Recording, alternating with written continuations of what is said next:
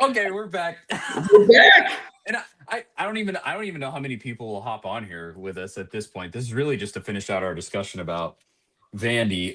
If you want to see the rest of the post game show, we had the first part, and I accidentally hit in stream on the thing. I've never done that in doing this for years now. I've never once done that. That was absolutely insane. I can't believe I did that. I hit accidentally hit in stream, ended it. So we created a whole new one. But let's just finish with this. Cromp, you were in the middle of saying I had just asked you how do you feel about the Vandy game? Yeah. How yeah, where are you at a kind of macro view there? Well, so I'll say real quick what I was getting at is like Vandy has one more win than us in overall conference, and they're ranked higher, but they have us at a 17.2% favorite.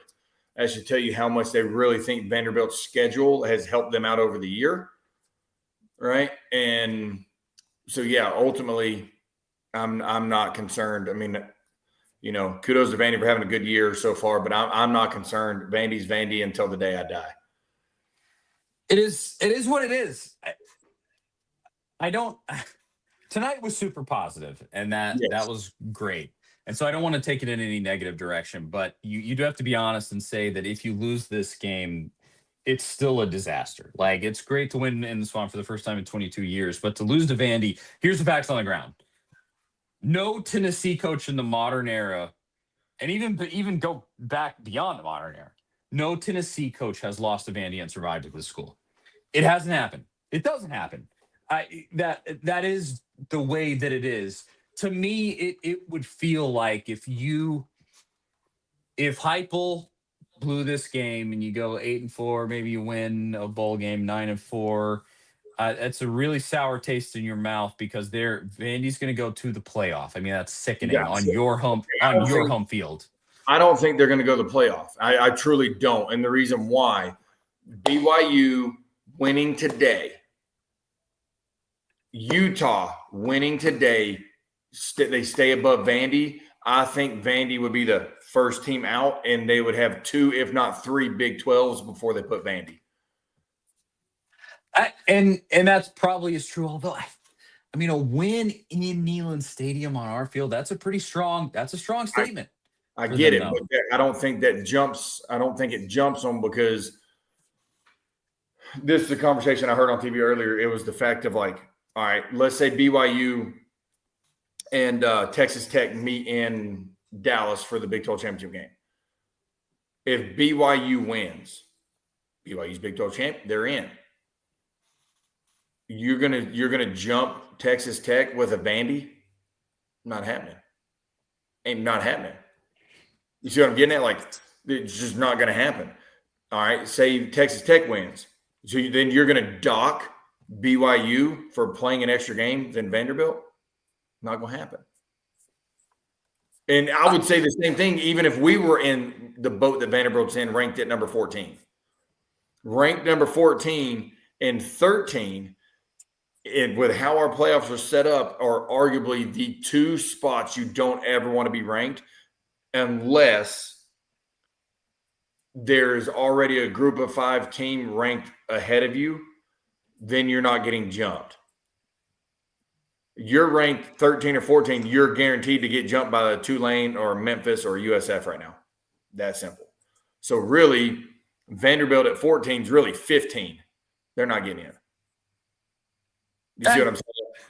Yeah, and it's going to be close. That would be pretty sickening for that. Like, if I was Vandy, that would be a tough thing to take. But that may be the position that they're in. I'm yeah. I don't necessarily think you're wrong.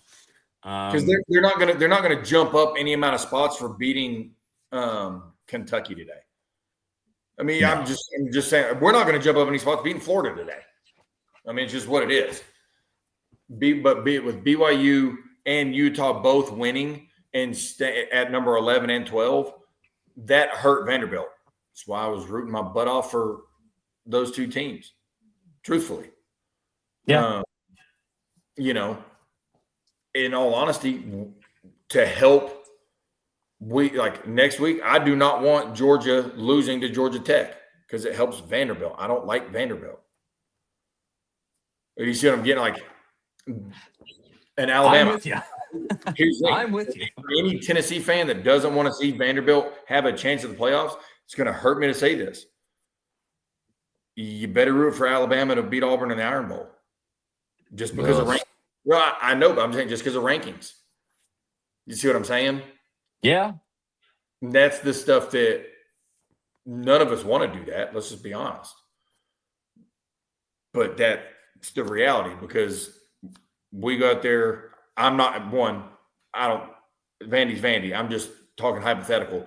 I'm predicting us winning by at least 2 touchdowns. But let's just say something happens and Vanderbilt beats us, and then Auburn beats Alabama. Now Vandy's in. Yes. See, that's what I'm getting at. That's where I think I do agree. It's going to take a little more outside of Vandy themselves for them to get into the playoff. That probably is the case, but I still do hang by the fact that it would be disastrous to have them celebrate that. Basically celebrate the topper of their greatest season ever. That's the greatest season in Vanderbilt football history if they beat you. Yes, and period. It pretty much already is anyway. Yeah. But on the flip side, it would be very fun to end their parade, to completely knock them out of any playoff contention, to knock Pavia down a peg, or 2. I mean, he needs to come down off that high horse. And you did that last year. I mean, you crushed Pavia. It was probably the worst game of his entire college career, or at least at Vanderbilt, last year against Tennessee. So do that again. You're in a really good spot. So Cromp, obviously you're on the books that it's a Tennessee win. It's almost midnight now. I mean, I already said this was going to be a short. That's why I hated that I accidentally blew the stream. Was because we were so close to the end of everything. But anything else for the good folks at home before we head out of here? Yes, I would like your opinion real fast. Okay. What are your honest thoughts about Joey joining that lawsuit about JUCO not counting? My first inclination is definitely like, when is enough? And we do actually need to talk about that. While at the same time, 100% I do not blame him, because the kid is looking at go to the NFL and probably flame out. I don't think that he has an NFL career in front of him. At least nothing more than just a backup, which that's a real career, and it's a career that can pay you a bunch of money, and that would be cool. But it's a career that's tough to cut it in. And I think that's his best prospect, would be a nice, like, long tenured backup. And he could come back to Tennessee again and make $1 million. Why would you not want to come back and make $1 million? Who among us would not try to come back and make $1 million? It's that simple to me. Being a high school coach, situations like this are killing high school recruiting. That's true. That's a good point. That's going wrong. As a Tennessee fan, I would love to see him back as a fan. But it's also, once again, when is enough? And the same thing for Pavia. Because the way I look at it is like, it's literally called junior college. College is in the words. Like, it's in the actual name, junior college. I don't see how we can say that it doesn't count, because then why would any kid not go to JUCO and play for 2 years and then go to a 4-year college and be in college for 6 years? Now you're a 23 to 24-year-old playing against sometimes 17, 18. Syracuse has a 16-year-old DB. Because that's 8 years difference between some of these kids. It's crazy. I think that's my thing is, for any of them. I mean, Miami had that 8th year tight end last year, and I think understand like Aguilar's 8th year, but I understand like the injury aspect of it. That side I get. Hey man, I need a medical red shirt. Totally get it. Hey, I want to appeal because I totally get it. The other side, and do I blame the kid or I wouldn't say kid anymore, but do I blame the person? No, not at all. I blame the NCAA. I mean, it is a weird spot. Like, I think back to my own life. When I was Joey's age, full, especially next year, if he came back next year, I was at that point full-time employed, married, like on the path of life at that point. I have been out of college, at least undergrad. I ended up going back to grad school, but I have been out of college for 4 years at that point. For And that's three once full again, years, almost I 4. do not blame the players at all. No, who wouldn't want to Because come back and make $1 million? Like, because that's what I'm about to say. Because if I'm the player, I'm doing the same thing in that situation. I'm not going to sit here and not act like I wouldn't. yeah, I'm just blaming the NCAA, like Nick Saban talked about this morning, blaming the institution of the NCAA of going, it's not fair to the players and or coaches when school A is hiring a coach and school B's coach goes to school A, so he's got to leave now. But school A's in the playoffs, but I got to leave because my other or school B's in playoffs because the school accepted the job at the portal's open and I got to get transfer portal kids in. mm-hmm. It's just all it's screwed up, and the NCAA is the one that's done it. So that's who I'm blaming is NCAA on all of it, because it's done nothing but hurt.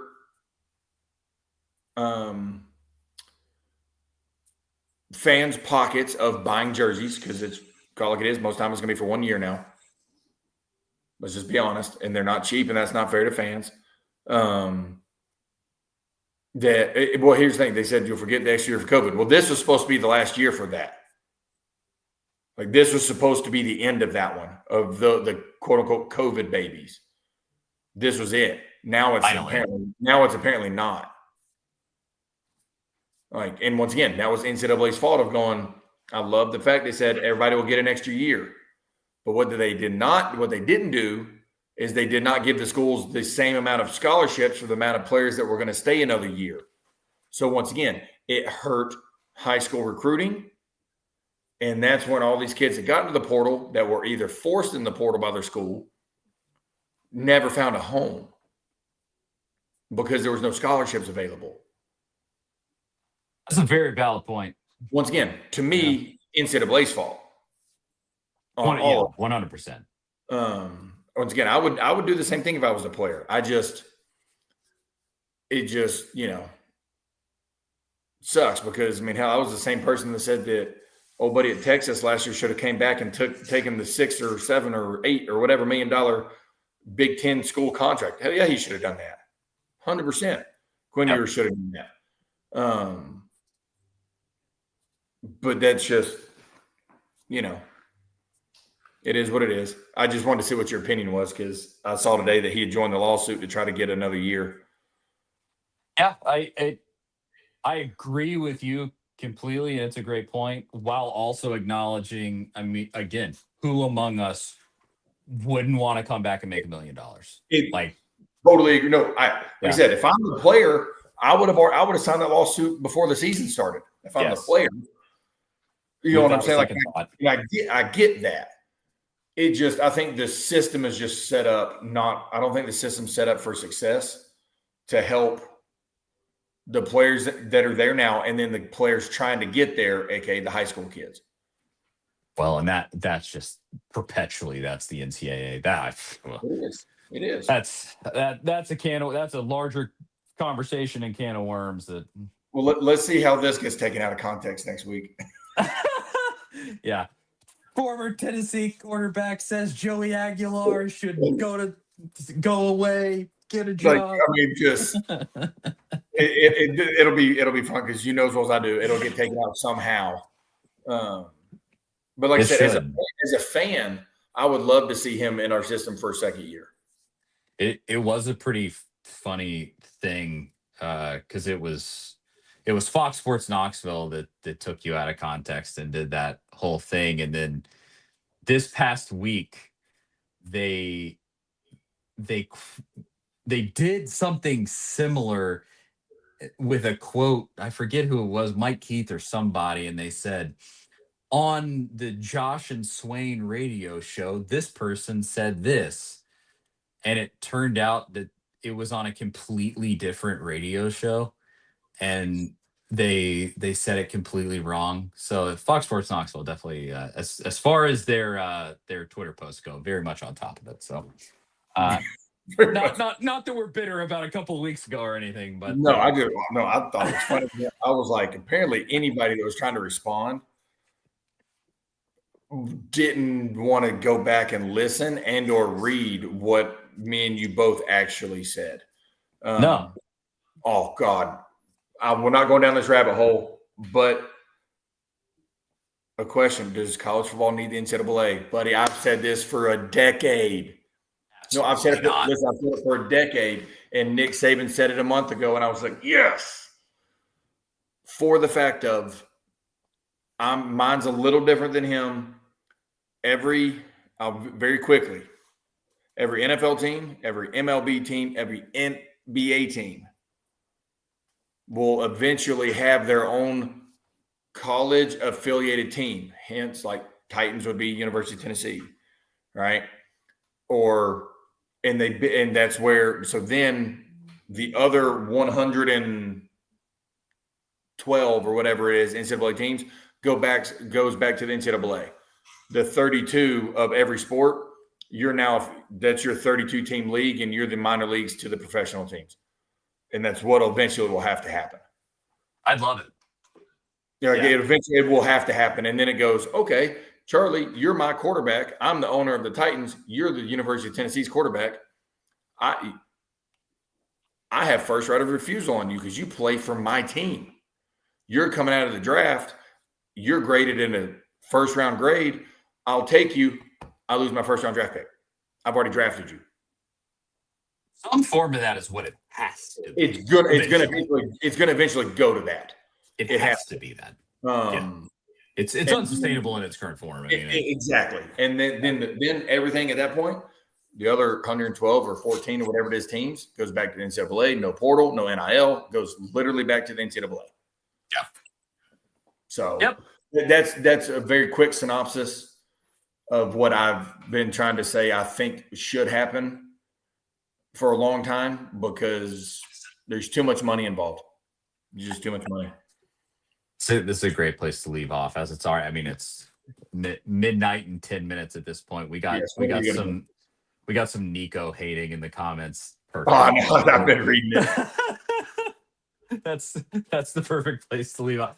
Go give a watch to Nico. They're I forget who they're playing, but Washington. Oh, they play. That's right. Yeah.